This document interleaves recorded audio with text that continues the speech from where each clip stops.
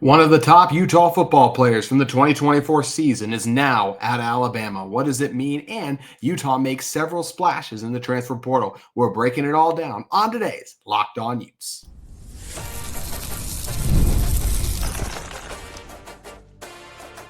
You are Locked On Utes, your daily podcast on the Utah Utes. Part of the Locked On Podcast Network, your team every day.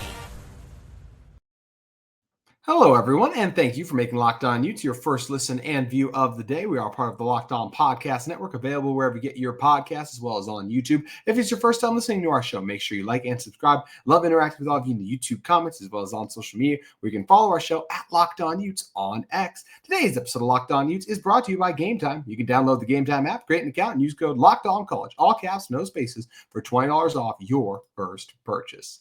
My name is JT Wistrcill, former intern inside the University of Utah Athletic Department. On today's show, Utah continues to make waves in the transfer portal. We got to talk about the additions they've made. Also talk about a wild scenario playing out in college football that has us asking, could Utah get some of their top players back with a recent JUCO eligibility ruling that I found very interesting. But have to start with the news that Cameron Calhoun is not officially going to be returning to the University of Utah, as he is now a member of the Alabama Crimson Tide.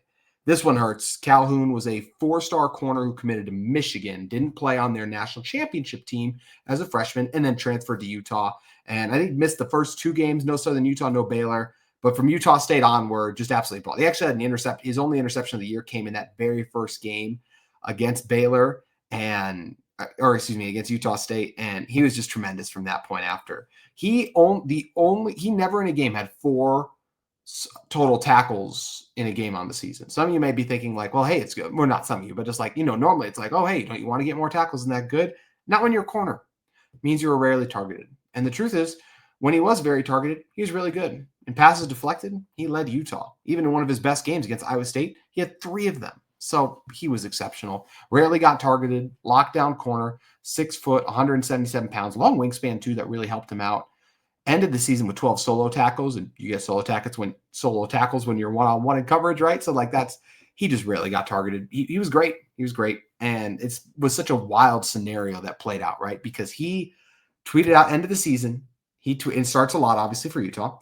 Tweets out, Utah man am I. Great. We all think he's staying. Then he ends up tweeting out, trying to lure, talking to Utah fans, hey, Utah fans, make sure you hit up so-and-so player who's in the portal. Try to get him to come to Utah. So obviously, we're feeling good. He's even we felt good after the first tweet, and then you're trying to actively recruit players to Utah. We feel even better. And then he enters the transfer portal. And this is by far the biggest blow that Utah suffered in the transfer portal. Did I think Samote Pepper was going to be a starter this year? Yes. Did I think Carson Ryan was Utah's best tight end? Yes. Utah had players in position to replace those guys, like for D tackle and Pepper, right? It's Vailaki with what he showed as a freshman defensive tackle. I'm really high on him. And Utah has a history of a really good defensive tackle play, right? And then if you're looking at the other spot where Utah lost a key guy in Carson Ryan, you get Landon King back. So you're like, okay, that hurt to lose Ryan, but King has immense potential too, right? So we're fired up about what he can do. But this is different. Calhoun was Utah's best outside corner returning, and he was going to be one of the best players on this team. We did a show where earlier in the offseason talked about the best guys Utah has to keep. If you're drafting them, Calhoun ended up going second. Tony Parks, who's on the show, took him. I would have easily taken him in my top 5 too. It really hurts to lose Cameron Calhoun. But this is college football today. As soon as Calhoun hit the portal, several Utah insiders, like Steve Bartle and Alex Markham, both mentioned how it's just really hard recruiting it's just hard being a coach in today's college football world. And we could see based on those tweets and some of the other reporting, it did sound like Calhoun got more substantial NIL offers to leave Utah to go to other schools. He had several offers. I think BYU was in there. Miami was in there at one point. But he ends up at Alabama, who is, of course, one of the premier programs in college football. And it sucks for Utah, but you can't be mad. I mean, it is what it is, right? Especially if he was offered more money. If I was Cameron Calhoun, and also let's keep in mind, this isn't a guy who's from Utah. So some reports said he was offered as much as double the money. So you're getting double the money, a chance to play in the SEC too with Alabama and have a chance to compete for a national championship, which is better than you would have had at Utah. Utah has a chance to compete for a national championship, but it's a lot easier to do at Alabama. Heck, at Alabama, you get 3 losses and you get talked about if you should be in the playoff or not, right? So that's where it hurts. And Alabama obviously has better NIL resources, even though I did think it was very interesting that Alabama's athletic director, Greg Byrne, was talking about how they do need more NIL. Alabama was. He actually said, this is a direct quote from the article, you have heard examples of teams using promises of $1 million paydays to lure away our players to convince them not to come to Alabama. And it's time for Bama Nation to fight back. So he was talking about, from Alabama's perspective, how you've heard, he was saying, like, this is what's happening. Other schools are paying multi-millions, but he's like, you've heard what's going on. Well, what's funny is, based on all the reporting, it's exactly what happened to Alabama. Is they used a multi-million-dollar promise to get Cameron Calhoun to come to them after he was in the portal. So that's where I found that quote very interesting. But that's also just what college football is today, right? So it's a complicated world, and it hurts for Utah. And they've added several defensive backs. We'll talk about some of the recent ones in the transfer portal. Kenan Johnson, by all reports, is coming back. He has until mid-January to declare for the draft. I can't imagine he wants to have, coming off the season-ending injury. But you got Smith Snowden is your slot corner on the inside. Elijah Davis did some really good things. I really like Davis. And Zemiah Vaughn moving on. And I think that's okay. I like Zemiah Vaughn. He did some good things, but he had some rough games down the stretch too. So Utah has other bodies and other outside corners who are going to come in, and maybe one of them will surprise us and do as well as Calhoun did. But I don't think they will. I think Cameron Calhoun was going to be the best defensive back, as maybe him or Snowden, but clearly the best outside defensive back they had. And once again, his departure will be felt. I believe it will. I think there are guys in place where Utah could still have a really good secondary. And this is Utah. Sharif Shaw, Morgan Scalley, we trust in those guys. They do exceptional work. The Utah DB room will be fine. But it would have been even better if Cameron Calhoun was there. And obviously it shows you the confidence and just how good Cameron Calhoun is if Alabama made a priority to go and get him. He's going to start for them. I'd be shocked if he didn't. He's that good. He was exceptional last year. Just exceptional technique, physicality, timing. He was a total package as a cornerback. And it's exactly why one of the premier programs in college football, and however you want to slice it, Alabama is one of the 5 premier programs in college football, wanted him.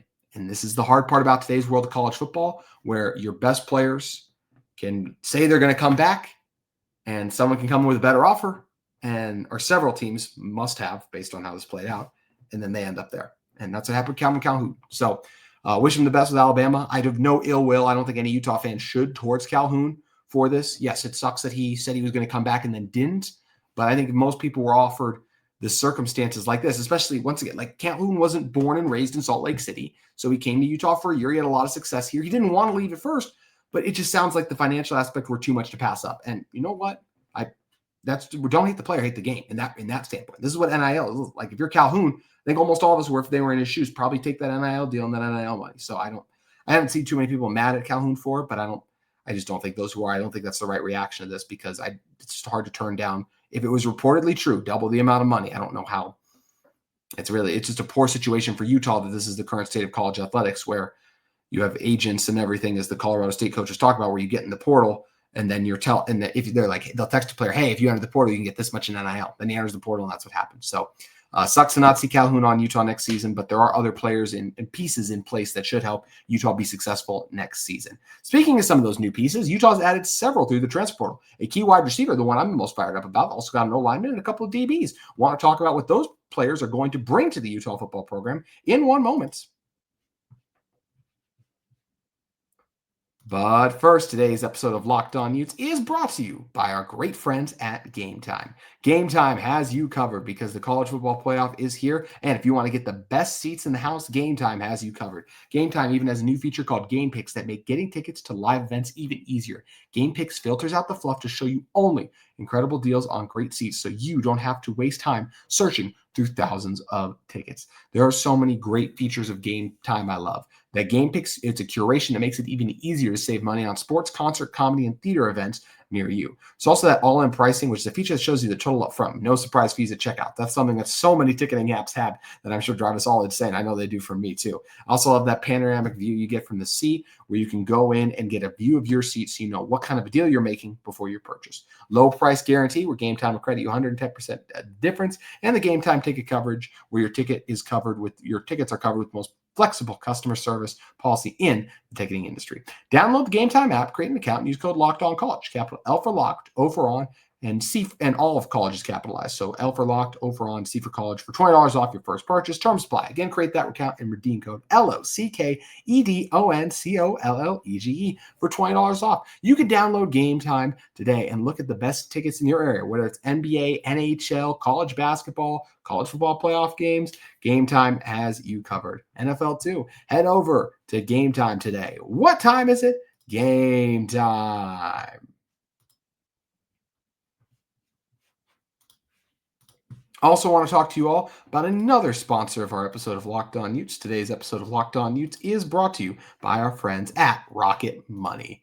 Rocket Money has your back. Did Rocket Money help you find any subscriptions you forgot about or that you were paying for twice? That definitely happened to me. I had a few subscriptions that I didn't even realize I was still paying for, and Rocket Money made it easy to track down all of them. It's like having a personal assistant for your finances. Rocket Money is a personal finance app that helps you find and cancel your unwanted subscription monitors monitors your spending, and helps lower your bills so you can grow your savings. It brings everything together in one piece, whether it's subscription, your spending habits, or even the goals you want to hit this year. Rocket Money has over 5 million users and saved a total of $500 million in canceled subscriptions, saving members up to $740 a year while using the app's premier features. Once again, they saved users up to a total of $500 million. For me, one of the best features is the subscription tracker. I've used it to cancel services I wasn't using anymore. I mean, how often do we all just forget about that service that we signed up for years ago? And it's like, oh, I'm still paying for that. I need to log in and cancel it. That's exactly what Rocket Money offers to you. You can cancel your unwanted subscriptions and reach your financial goals faster with Rocket Money. Go to rocketmoney.com/lockedon today. That's rocketmoney.com/lockedon today. rocketmoney.com/lockedon today to help you save more in the rest of 2024 and, of course, in 25. All righty, keeping this one rolling. We talked about an unfortunate departure, by far the biggest loss that Utah's had since the transfer portal opened. But now it's time to talk about some of the additions, including outside of Devin Dampier, what I would consider the most substantial addition that Utah has made to this point. And that is the commitment of wide receiver Joseph Williams from Tulane. The freshman receiver from a season ago, 6'2", 195 pounds, had 30 catches, 588 yards, 5 touchdowns, and also 19 yards per carry. I'm fired up about Williams. This is a guy who had those 30 catches I talked about, but did not get to play in every game. You know, it was just a freshman, so it took time for him to kind of get rolling. But one thing that's really excited, 4 of his final 5 games, over 100 yards. This is a guy who did some good things for the Golden Hurricanes, and I think can be a big threat in Salt Lake City. How good do I think he can be? I think he can be the number 1 receiver on Utah's roster. There are other players Utah's interested at in the receiver position, and Utah wide receiver runs over the past few years. That's gone the one position at the receiver spot that's gone well. Wide receiver 2, it's always been a mixed bag to not ideal. But wide receiver 1, Devon Bailey is making plays in the NFL. Dorian Singer, more on him in the final segment, had a pretty good year as Utah's wide receiver 1, even if it, of course, could have been better with better quarterback play. But I think this is why Williams is at Utah. He had several offers from premier programs who are known for having a better passing attack than Utah. But what does Utah offer? Wide receiver 1 potential. And I think he sees that. Obviously, clicked his conversation with Jason Beck. He sees the potential in playing with an elite quarterback, which Devin Dampier has a potentially an elite quarterback at the Power 4 level. That's what Devin Dampier has a chance to be coming up. So I think that's why he came here. I mean, Williams, to me, yes, Utah landed their receiver from Mississippi State. You got Zacharias Williams and Darren Zipper coming back, but no one on Utah's roster coming into 2025 has produced at a higher level than Williams did this past season as just a freshman. And how many times on this show have you heard me talk about the freshman to sophomore leap? I believe Williams is going to make that kind of a leap in Salt Lake City. Right now, we'll see who else they add. This is the best receiver on Utah's offense. This is the pass catcher. There's no Brant Keithy, and I think Landon King will have a good year, but I'll roll with Williams. This is the pass catcher who will lead Utah in receiving yards. I expect Williams to go over 700 yards. I'm incredibly excited about his potential and looking forward to seeing what he's going to do. This is a guy who could absolutely be wide receiver 1. So Utah got an upgrade on the outside, but I mentioned the loss of Cameron Calhoun. What have they been doing to address the cornerback position? Well, I'm glad you asked, because they have been making strides to address the cornerback position. One of those is by adding defensive back Blake Cotton, who comes to us from the FCS rankings. UC Davis, shout out Big Sky there. And he's a guy who in 2024 played in 13 games, had 19 total tackles, 2 passes deflected, or defended as they call it too, and 25 total tackles overall. But this is a guy who has 3 years of starting or just main game playing experience, starting experience. I mean, he's played in 9 or more games in all 3 years of his career. His freshman year actually had 6 passes defended. He's a 6'3" junior, is 190 pounds. When you see those statistics, when you see the amount of reps he's had, it makes a lot of sense why. And UC Davis had a good year this year too. So it makes a lot of sense why you see Utah add the UC Davis corner in Blake Cotton. This is a guy who has the chance to replace Cameron Calhoun and be this other starter for Utah. Utah's going to have a competition at corner, I totally believe, because they've added a lot of corners now, right? I mean, you look at it, they added Donovan Saunders is coming over, the Texas A&M transfer, who's the 39th ranked cornerback in the transfer portal. He's coming over. And of course, Utah also added Jeremiah Caldwell. So what happens? You lose an elite player like Cameron Calhoun. Well, we got to get new bodies in, and let's also get experienced guys, not just recruits, because they lost CJ Blocker, one of their higher recruits in that 23 class, who was a 4-star and didn't see the field at all. So I like that Utah has stayed aggressive in the defensive backfield in the cornerback spot. And they had Gilman, who declared for the draft recently too. So you need to find another safety. I think there's a good chance that's going to be Rabbit Evans next year, though. I will say I like Rabbit Evans as the favorite to start next to Teo Johnson, who haven't seen anything on Teo Johnson. I expect him to come back, but in the transfer portal era, you never know about these things. So like that Utah is bringing in lots of stiff competition. And Blake Cotton, when you look at the numbers, when you look at the measurements, I think he's got a really good chance to make an impact with the development of the Utah offseason program. Sharif Shaw's coaching. This could absolutely be a starter next to Smith Snow and Elijah Davis, however it's going to be. I don't think Davis's spot is locked down either. If I had to bet, I would say Elijah Davis is on track to start as one of the 3 corners that Utah has, but he's not I don't think he for sure has it, because as we know with Utah, just because you're supposed to have something doesn't mean you can't get passed up all the time. I mentioned Samote Peppa earlier in the episode, is now at Washington. Samote Peppa's a guy who I thought he was going to start at the start of the 23 season next to Junior Tufuna. What happened? Keanu Tanavasa emerged. So Tanavasa started next to Tufuna. That's what Blake Cotton could. Maybe he will do an emerge and start next to Smith Snowden. So like the addition of Cotton, and I like that Utah has stayed aggressive in the defensive backfield. One thing that I was also really excited to do, those of you who have been watching the show since the off season leading up to the 24 season, I talked about I felt like Utah needed to add an offensive lineman through the transfer portal. And they didn't last year. And it was disappointing. And I think they definitely could have benefited from adding an offensive lineman, especially with how the interior offensive line played down the stretch once those guys started to get banged up. Well, this year, Utah did add a transfer portal offensive lineman. They added Kaloa Tagai, and I apologize for that pronunciation, but the USC offensive lineman who was a 3-star recruit in the class of 2024, the 4th-ranked offensive lineman, the 49th-ranked offensive lineman in his class, was committed to the Trojans, played 1 year there, and now doing what a lot of players are doing. We can maybe talk about that another day, whatever's going on at USC. But he left and is coming to Utah, and this is incredibly exciting. I mean, this is a guy who has all the physical tools and intangibles to be successful at the next level. When you look at his physical frame and profile, I do think that there's a really good chance that he's not Utah's tackle next year because, of course, Spencer Fano, Caleb Lomu, one of the best tackle duos in all of college football. But I do believe he can be one of this team's future tackles, maybe even their future left tackle after Lomu or Fano move on. Right now, a lot of people are talking about maybe Fano is going to be a first-round pick in the 2026 NFL draft. That is possible. But what I do know is that if he does move on, then Utah will be ready because they have other guys in there. They got Art Garcia who's waiting on the bench, maybe Garcia will be starting this next year. But now you have a guy who's 6'7", 315 pounds, who was a 3-star talent, so we know he's got the strength too, and got a little bit of athleticism to him as well. I'm excited to see how Utah sits back and develops the guy, and I do think he is a guy who maybe could be a starter. He's a little too tall, I think, to play guard, so I expect him to be a tackle of the future, red shirt again this season, or just play in a backup role. Now, this is good tackle insurance to me if one of your guys gets hurt in Lomu and Fano. Really like this addition. Like that Utah is using the transfer portal more. And I do think this is a big benefit to Utah. Utah's doing well on the transfer portal right now.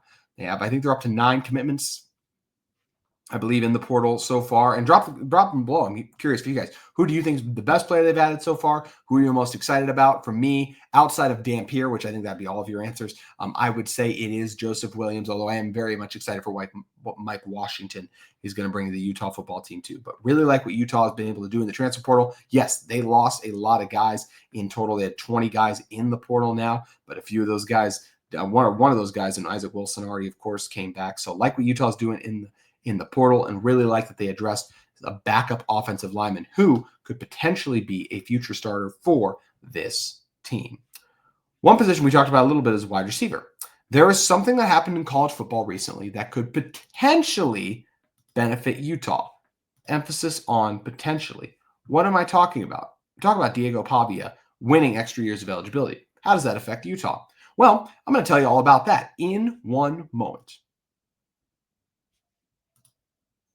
But first, today's episode of Locked On Utes is brought to you by the College Football Playoff, and it's available on TNT. It's that time of year. The College Football Playoff is back. With the newly expanded 12-team format, it's guaranteed to be bigger and better than ever, bringing you all the hard-hitting and high-flying excitement that you love. TNT Sports coverage of the College Football Playoff begins December 21st, starting with the College Football Playoff Kickoff Show, presented by AT&T at 11 a.m. Eastern, leading into our first matchup, the SMU Mustangs battling the Penn State Nittany Lions at noon. Then the Clemson Tigers look to upset the Texas Longhorns in a showdown at 4 p.m. Eastern. Don't miss a moment of the action. Watch the College Football Playoff presented by Allstate live on TNT, True TV, TBS, and Max. And that's true. You can check it out on streaming too. So once again, on TNT, True TV, TBS, and Max, that is where you can find the College Football Playoff available on TNT.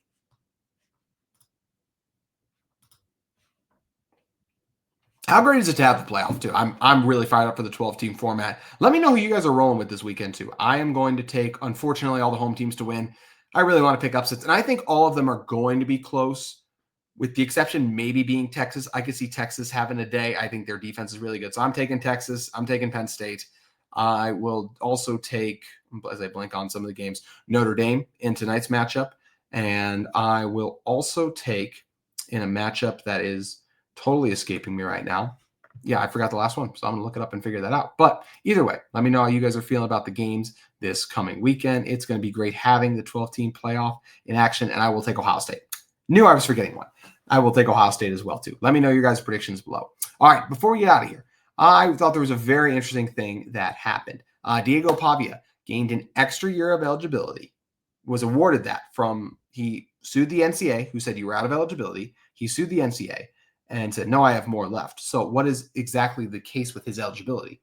Well, he played 2 years at the junior college level and then 3 years at the FBS level. So the 2 years, like one of those being his COVID year, like that should be, and then he played 4 other years, like that should be his eligibility, right? Well, he sued and said that playing at the junior college level didn't allow him to make NIL and other things, and he won. So basically saying, he won a court case saying that junior college doesn't count towards your college eligibility.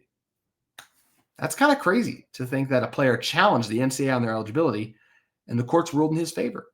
And that could open up a lot of possibilities in the future for Utah if they add players in the junior college ranks. You got Dallin Bentley as a guy for Utah then who went to Snow College. He would have extra eligibility if he challenged it then and said, hey, you can't say I'm done playing because I still have eligibility left at the FBS level. And even though I was playing football, it was still college football, but I wasn't at this level, so I can still get another year back. That's what he won. So that opens the door for other players, right? Could they challenge the NCAA for their eligibility? One of those guys, I think it was Steve Bartle of KSL Sports, who tweeted out, Dorian Singer should try to do this. Arizona mismanaged his eligibility, something like that. And Dorian retweeted it with 4 exclamation marks. Dorian Singer, Utah's leading receiver from this past year, who spent his first 2 years at Arizona, then a year at USC, and wrapped up this last year at Utah. Now, all 4 of those years took place after COVID. So the question is, could Singer get his eligibility back? I mean, maybe, I guess. I mean, he played 4 years, but he only played in 6 games that first year and was very limited with Arizona. So Should he sue and try to get the extra year back? I mean, he could. I think Singer's NFL feedback is going to be okay. Like, yes, would it probably be better if he came back and played with a better quarterback? Yes. I think Dorian Singer has a chance to get drafted just like Devon Bailey did. I like a lot of things that Dorian Singer does, and I felt like he was held back by Utah's quarterback room. So I would love to see Dorian Singer back, but also I don't think it's going to happen. And even going a step further, I don't like the ruling in the Pavia case. And this is a very tough balance, right? Of like, how does eligibility work? And I understand we're trying to be fair to these guys and give them the opportunities, but I just feel like, hey, you get 4 seasons of college football, or maybe if they want to pass a rule and make it 5 going forward, like I get that, that's fine. But what are we going to do? Like, just let these guys continue to play in college year after year and continue to take away starting spots from other guys who want it? I'm not talking about Singer really in this case. I'm more so talking about what the Pavia case kind of means. Like, he played all of his years and he's still getting extra year eligibility. That just it seems wrong. That doesn't seem right. Micah Pittman is getting extra year of eligibility, which that would actually make some sense to me if you kind of follow his track record, because he got a red shirt, a medical red shirt. He played 4 years, but he's also got his COVID year. So like that actually makes sense to me why he can play and try and transfer and find a new home again. But yeah, this is an interesting case. So should Singer challenge for it? Yes. But if it was me, I would, if I was the NCAA and if I was the course, I'd be like, no, you played your 4 years. That's the rules. College football, 4 years. You played too much your freshman year.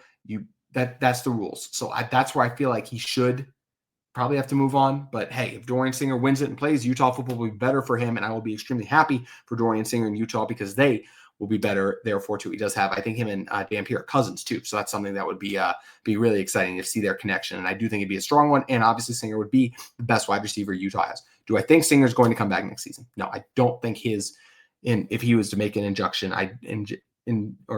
injunction. Yeah, I don't think he would win it. I think this was a rare case with Pavia at the junior college level versus Singer has played 4 years at the Power 4 level and not at the junior college level. So I don't think he would win it, but it would still be cool if he could. And yeah, it's just crazy the direction we're heading in college football. This is another thing I'm not a fan of personally, as I mentioned. I think you should get your 4 years and then those are the rules. And then you move on and give the new guys and the next guys opportunity. So let me know what you guys think of that rule. Let me know what you think about the Calhoun transfer and which of the transfer additions was your favorite so far too. It has been a wild few weeks of the offseason covering this Utah football program. So that's going to do it for this week. Next week, we'll come back. We'll have the college football playoffs this weekend. So I hope you guys enjoy the first ever playoff ranking. Utah basketball is taking on Iowa. The men's team is. So that should be fun to see how they do against the Hawkeyes.